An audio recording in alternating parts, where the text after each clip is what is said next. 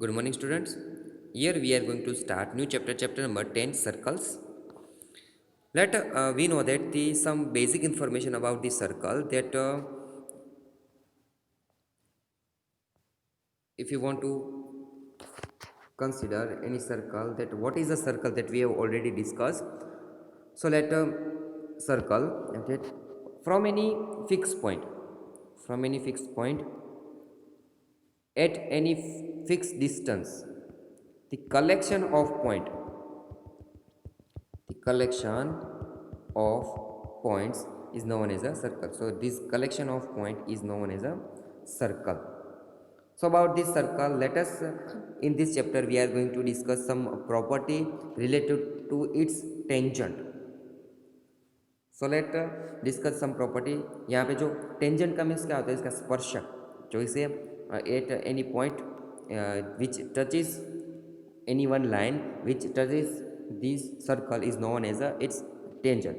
So let for that consider some figures. As you can see here, you can find some figure here. You can see that if we draw any line as a passing nearby the circle, passing we know that this line can pass from 2 points on the circle, and also or we can see that in third figure that one this line can pass from only 1 point. So here you can see that is here three figures. So by that way, if we say that if the line if the line does not cut at any point on the circle, then it is not intersecting, so let, and here you can see that if the line passes through or it cut the circle, then it cut at 2 points a and can also it passes through only 1 point. So let we say that in the figure 10.1, the line PQ and the circle have no common point. In first figure, PQ and the circle have no common point. In this case, PQ is called non-intersecting line. Then we say that PQ is a non-intersecting line with respect to the circle. In figure 10.12, there are two common points A and B. There are two common points A and B that the line PQ and the circle have. In this case, we call the line PQ as secant. If line intersect at 2 points A and B, then we can say line PQ as a secant of the circle. And in figure 3, there is only one point A which is common to a line PQ and circle, which is one only point to the line and circle. In this case, the line is called tangent to a circle. So we say PQ as a tangent to a circle. We have also discussed this about in chapter number 11. Now let the some properties related to this circle and also its tangent. So let first we consider what is the tangent. If you have seen ever the pulley fitted over a well is used in taking out water from a well, as we know that here the rope on both sides of the pulley is considered as a ray. You can see that considered as a ray, as you can see here, is like a tangent to the circle presenting the pulley. So a pulley it is known as a circle and it will be the tangents to a circle. In this any position of any line with respect to the circle other than the types given above, no, we cannot find. You can see that there cannot be any other type of position of the line with respect to the circle. In this chapter we will study about the experience of tangents to a circle and also study some their property. So first let us discuss the property of tangent to a circle. So let tangent to a circle. First, let us do one activity. Let us try to draw some rays or some line passing through a, from only one point on a circle. So activity 1, what we do? In the previous section, we know that we have seen that a tangent to a circle is a line that intersects in the circle at only one point. Is this possible for that more one more than one tangent can pass through the one point? So let's try to draw it. So here you can see that if you try to draw tangents more than one passing through the one point, then it is not possible. As you can see that if you try to draw tangent another tangent, then it intersect at any other point to a circle. So by that way we can conclude that there is only one tangent at a point of the circle. So we can say that there is only one tangent at a point of the circle. We cannot find the more than one tangent to the circle.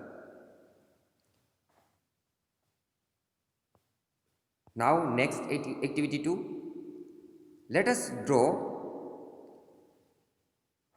the tangent to a circle, and now we draw second parallel to this tangent.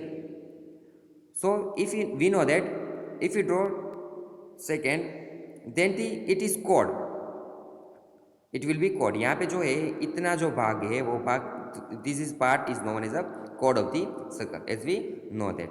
So if we move to the center of the circle, if we move center of the circle, then we can know that the size of the chord is increased. Size of the chord is increased. But after then, if we move far away to this tangent, so after then we can see that the size of the chord is decreased, and at last it becomes a zero and it intersects at any point. So we can see that there is only two tangent. You can find there is only two tangent parallel to 1 second. There is only two tangent parallel to second, as you can see in the figure. So let we conclude that there is also help to you to see that there can not be more than two tangents parallel to a given second.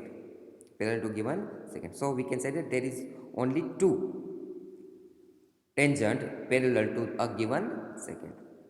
And here we remember that the common point of the tangent and the circle means this point. Common point of tangent and this circle is known as a point of contact. This point is known as a point of contact, and the tangent is said to touch the circle at common point. It's said to touch the circle at the common point. This thing that we remember.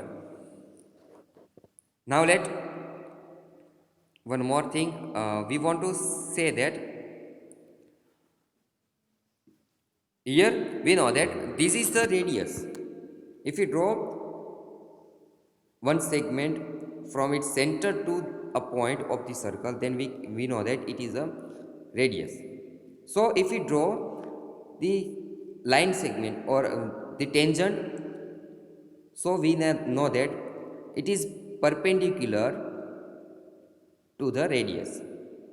This tangent is perpendicular to the radius. So by this way we can prove one theorem. So let prove that theorem number 8.1, that is the tangent at any point of a circle. The tangent at any point of a circle is perpendicular to the radius through the point of contact. Through the point of contact. So we can prove it easily. Proof that we are given a circle with center O and a tangent xy. Here you can see in the figure. Here given that one circle with center O and the tangent xy, as you can see here, to the circle at a point. We need to prove that OP is perpendicular to xy. OP is perpendicular to xy. For that, we know that the distance from any line to any point, the distance from any line to any point is perpendicular. This distance is perpendicular. So by that way, we just prove that OP is a shortest size. We prove that OP is a shortest side. Then it is distance between center and this tangent. So it will be the perpendicular on y-axis. Radius, it is perpendicular to y-axis, or y-axis is perpendicular to radius. For that, let me consider one point Q outside or on the tangent xy. Take a point on Q on xy other than P and join OQ. The point Q must lie outside the radius.